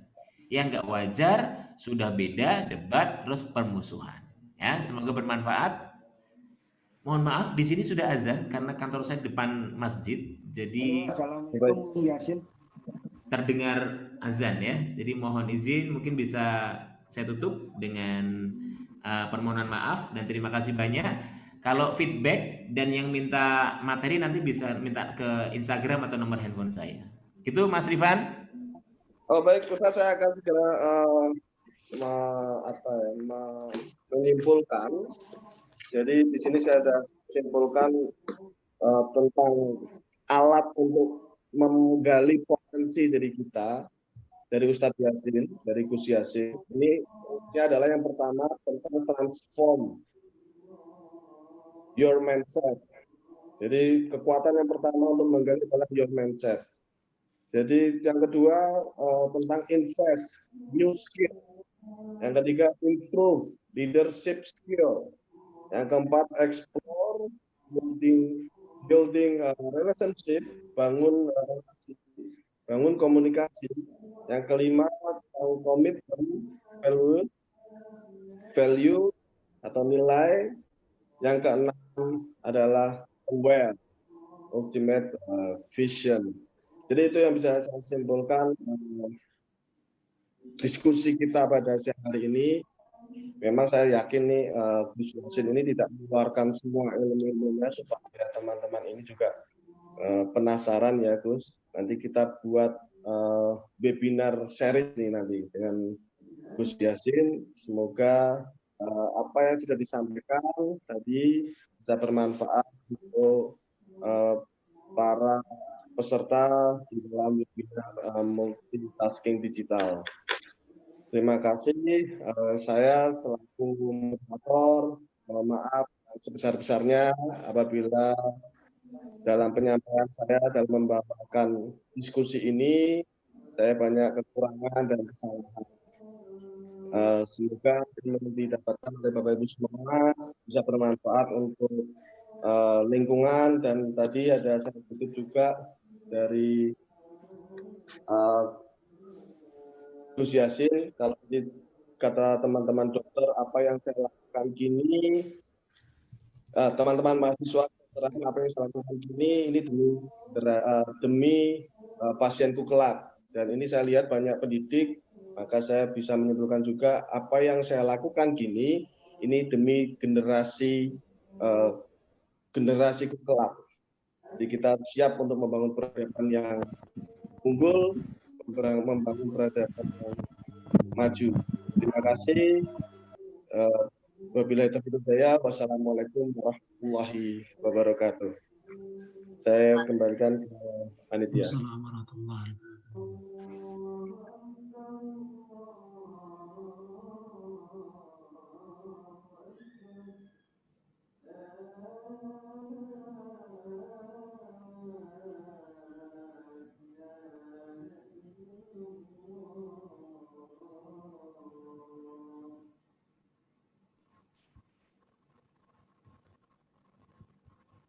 Halo, assalamualaikum, Bung Rifan. Halo. Ini bisa saya ingatkan kembali kepada para peserta untuk bisa mengisi daftar hadir, presensi, dan untuk sertifikat nanti akan dikirim melalui email. Di sini sudah ada di chat, ada link untuk bit.ly-nya. Silahkan kepada para peserta untuk mengisi. Mungkin kami akan batasi sampai 1 jam ke depan. Terima kasih.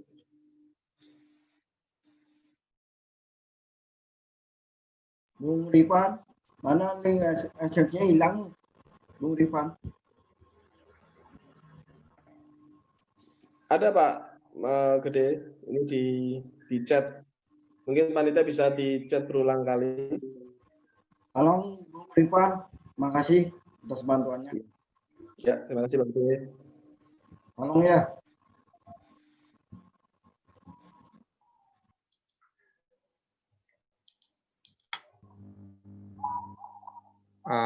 Mungkin terima kasih ya sebelumnya kepada pembicara yaitu Yus Ibnu Yasin telah membawakan acara dan materinya sungguh luar biasa ya. Kita diajari bagaimana cara untuk menumbuhkan sikap berintegritas, bagaimana cara memotivasi untuk diri kita sendiri, bagaimana cara kita memandang perbedaan mindset, bagaimana yang benar, bagaimana yang salah dari sudut pandang orang lain. Kemudian saya sampaikan juga terima kasih kepada Bapak Dr. Isnarto sebagai tadi keynote speaker ya yang membuka acara. Kemudian terima kasih juga kepada Bapak Dr. Isnarto yang tadi yang sudah menjadi yang sudah mengayomi kami sebagai mahasiswa sehingga kami bisa mengadakan acara yang sungguh sangat bermanfaat seperti ini. Kemudian terima kasih kepada dosen kita, dosen pembimbing kita, yaitu Bapak Rifan selaku dosen literasi digital rombel kami di UNES. Terima kasih atas bimbingannya, inovasinya, kemudian kami juga sering berkonsultasi dengan beliau. Terima kasih. Kemudian setelah ini ada pemberian sertifikat kepada keynote speaker Bapak Dr. Isnarto dan juga Bapak Yus Ibnu Yasin.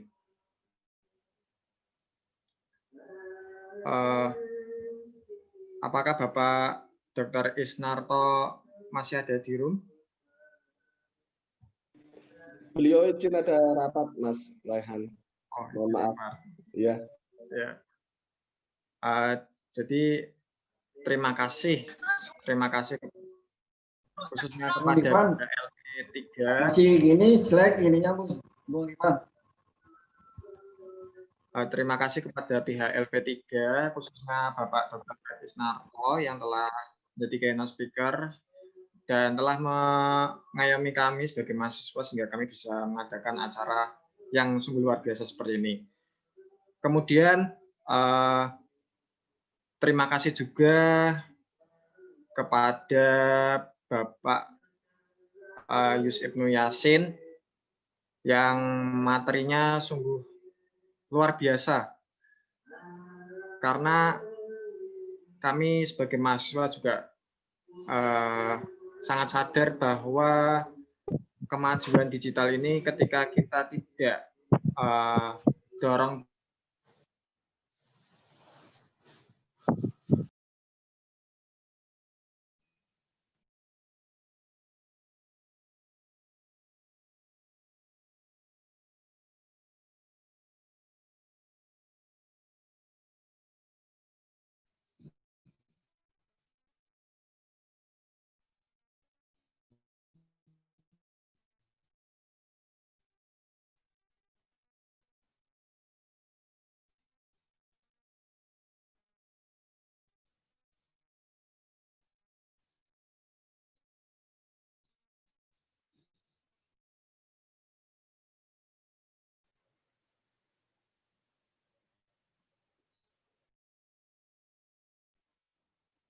Mas Raihan? Halo Mas Raihan?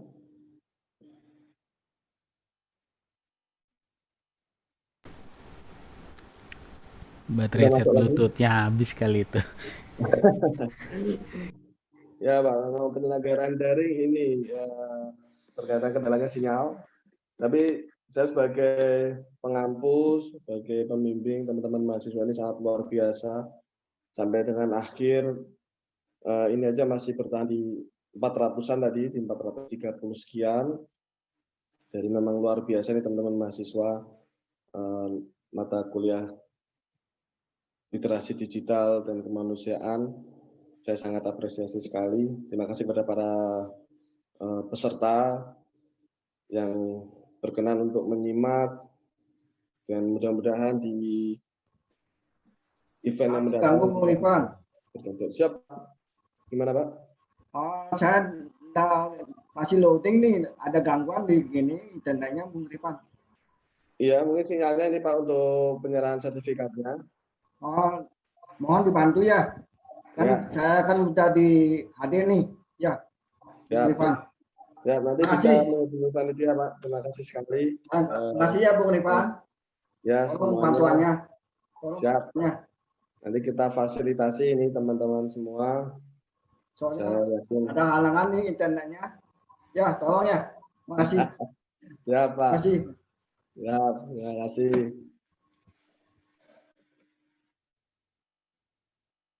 Mungkin saya mewakili panitia, mohon undur diri. Terima kasih banyak atas partisipasinya. Mohon maaf apabila banyak kekurangan dari teman-teman panitia. Semoga di event yang mendatang kita bisa berkumpul, berdiskusi kembali, dan menghadirkan para narasumber yang luar biasa. Terima kasih atas perhatiannya. Wabillahi taufiq wal hidayah. Wassalamualaikum warahmatullahi wabarakatuh. Waalaikumsalam warahmatullahi wabarakatuh. Terima kasih. Waalaikumsalam warahmatullahi wabarakatuh. Waalaikumsalam warahmatullahi Waalaikumsalam warahmatullahi wabarakatuh. Terima kasih banyak. Waalaikumsalam warahmatullahi wabarakatuh. Terima kasih ya. Waalaikumsalam. sih bukan. Terima kasih luar biasa. Nggak mau. Kami sebagai panitia menyampaikan terima kasih kepada Di sini aja mainan lu. Enggak. Kagak mah, enggak main. Baterai aku cuma habis doang. Potensi diri dalam dunia digital di era kenormalan baru. Bapak Ibu, mohon untuk tidak keluar dari Zoom dulu ya. Acara selanjutnya yaitu sesi foto bersama. Untuk semua hadirin bersiap-siap menghadap ke kamera.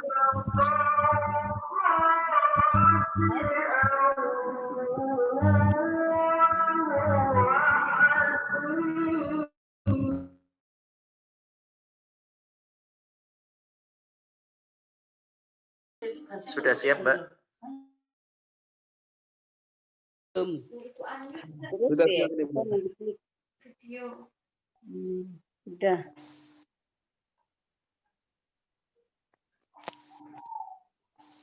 operator siap, operator. Ya, sudah siap, tinggal dihitung aja. Oke, slide pertama dulu ya berarti ya. Oke. Itu juga bisa screenshot. 1, 2, 3. Clear. Oke, slide 2. Next.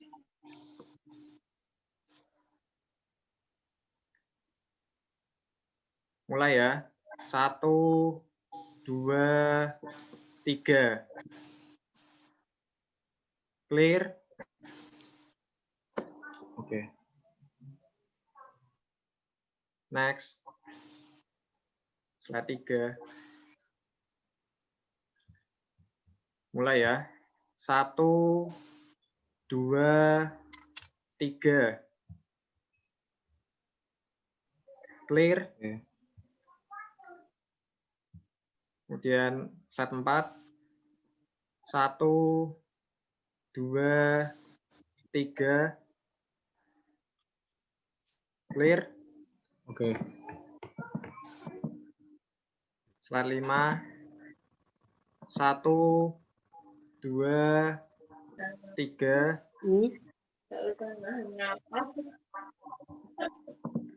Ayo langsung slide 6. 1, 2, 3. Yang mau berpose silahkan berpose dulu aja nggak apa-apa. Kemudian slide 7. 1, Sudah, Mas, sisanya off cam. 2, 3. Clear? Ya.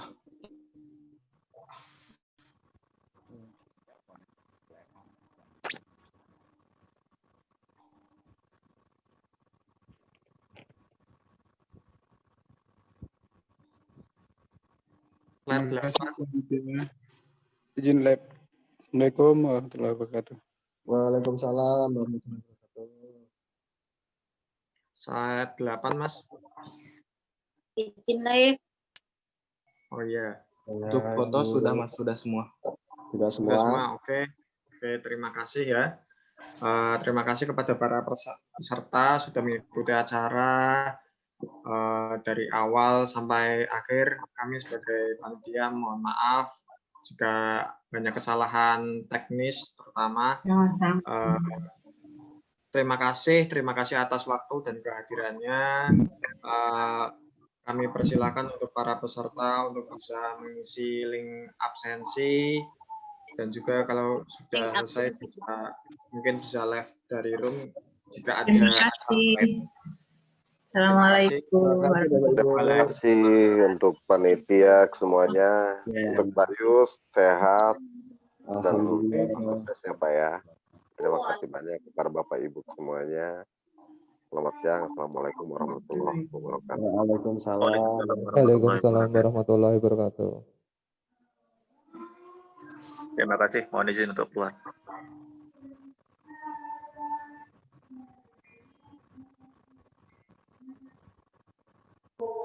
Mohon izin. Assalamualaikum. Waalaikumsalam. Mohon izin. Terima kasih. Izin keluar. Assalamualaikum. Pada panitia mungkin bisa di end dulu semua, nanti kita ketemu lagi. Ya. Mahasiswa mata kuliah 10 menit kita sholat dulu, terus nanti kita kumpul lagi di Zoom. Setelah itu kita fasilitasi. Halo.